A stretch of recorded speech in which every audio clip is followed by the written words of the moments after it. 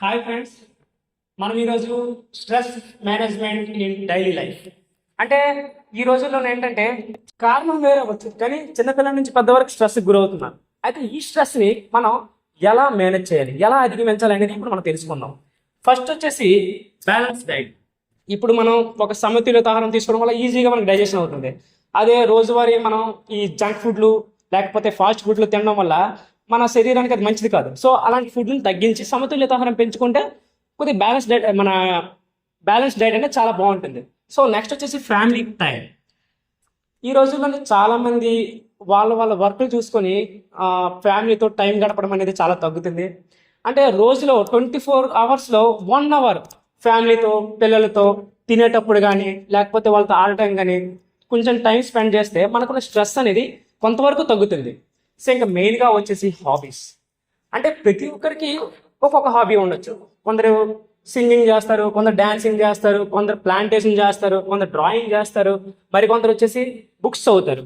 ఇలా చదవడం వల్ల ఏంటంటే ఫోకస్ మొత్తం దానిపై పెట్టడం వల్ల మనకుంటే స్ట్రెస్ని కొంతసేపు వరకు మర్చిపోతాం.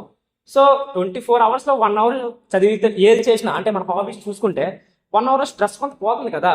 సో హాబీస్ అనేది చాలా ఇంపార్టెంట్. ప్రతి ఒక్కరికి ఏదో ఒక హాబీ ఉంటే లైఫ్లో చాలా మంచిది. అలాగే వచ్చేసి ఫిజికల్ యాక్టివిటీ, దీన్ని మాత్రం నేను చాలా ఇంపార్టెంట్గా తీసుకుంటాను. ఈ రోజుల్లో ప్రతి ఒక్కరు మెంటల్కే కాదు ఫిజికల్ కూడా ఫిట్గా ఉండాలి. అంటే మార్నింగ్ జాగింగ్ కానీ వాకింగ్ కానీ లేకపోతే జిమ్కి వెళ్ళడం కానీ ఇంకా చాలా ఉన్నాయి. రీసెంట్గా యోగా అనేది మనకి చాలా ఇంపార్టెంట్. అది మనకి ఇంటర్నేషనల్ లెవెల్లో మన ప్రధానమంత్రి గారు కూడా తేవడం జరిగింది. సో మనం ఫిజికల్గా ఫిట్గా ఉండడం అనేది చాలా ఇంపార్టెంట్. నెక్స్ట్ వచ్చేసి టైం విత్ పెట్స్. అంటే మనం మన పెంపుడు జంతువులతోని వాటితో అంటే మార్నింగ్ వాకింగ్కి వెళ్ళడం కానీ లేకపోతే వాటితో తిరగడం కానీ ఇలా చేయడం వల్ల మనకుండే ఎలోన్ ఫీలింగ్ అనేది పోతుంది. ఎలోన్ ఫీలింగ్ ఆటోమేటిక్గా పోతే నీకు ఆటోమేటిక్గా స్ట్రెస్ కొంతవరకు పోతుంది. ఇంకా చూసుకుంటే స్లీప్. ఈ స్లీప్ అనేది మనకి చాలా ఇంపార్టెంట్. సాధారణంగా ఒక మనిషికి అనేవాడికి 6 నుంచి 8 గంటల వరకు స్లీప్ అవసరం. కానీ ఈ స్లీప్ లేనందుకు ముఖ్య కారణాలు ఇవేవి మనకి లేకపోవడం. ఇందులో ఏ ఒకటి ఉన్నా సరే కొంతవరకు మన మనసు ప్రశాంతంగా ఉండడం వల్ల మనకి ఈజీగా నిద్ర అనేది వస్తుంది. సో మనకి నిద్ర అనేది చాలా అవసరం.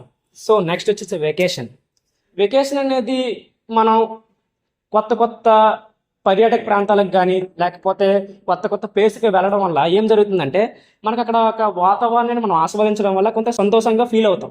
సో మనకి వెకేషన్ అనేది ఒక 3 నెలలకు ఒకసారి కానీ 6 నెలలకు ఒకసారి కానీ మనకి ఎప్పుడు వీలైతే అప్పుడు మనం బయట ప్రాంతాలకు వెళ్ళడానికి ట్రై చేయాలి. అప్పుడు కొంతవరకు మనకి స్ట్రెస్ అనేది అధిగమించి మనం కొద్దిగా ఫ్రీ అయిపోతాం ఇంకా. సో లాస్ట్ వచ్చేసి maintain a social support system. అంటే కొత్త మనుషుల్ని కలవడం కానీ లేదా కొత్త విషయాలు వేరే వాళ్ళు తెలుసుకొని వాళ్ళతో సంబంధాన్ని పెంచుకోవడం కానీ ఇలా చేయడం వల్ల ఏంటంటే మనకి కొత్త విషయాలు తెలిసినప్పుడు మనం ఆ విషయాలపై మనం ఉండే స్ట్రెస్ని మర్చిపోయి కొత్త విషయాలు తెలుసుకుంటాం, దానిపై మనం గ్రిప్ పెంచుకుంటాం. సో ఇవన్నీ మనం నిజ జీవితంలో కొంతవరకు ఫాలో అయితే ఈ స్ట్రెస్ మేనేజ్మెంట్ అనేది మనం అధిగమించి లైఫ్లో ముందుకు సాగలం. So thank you friends.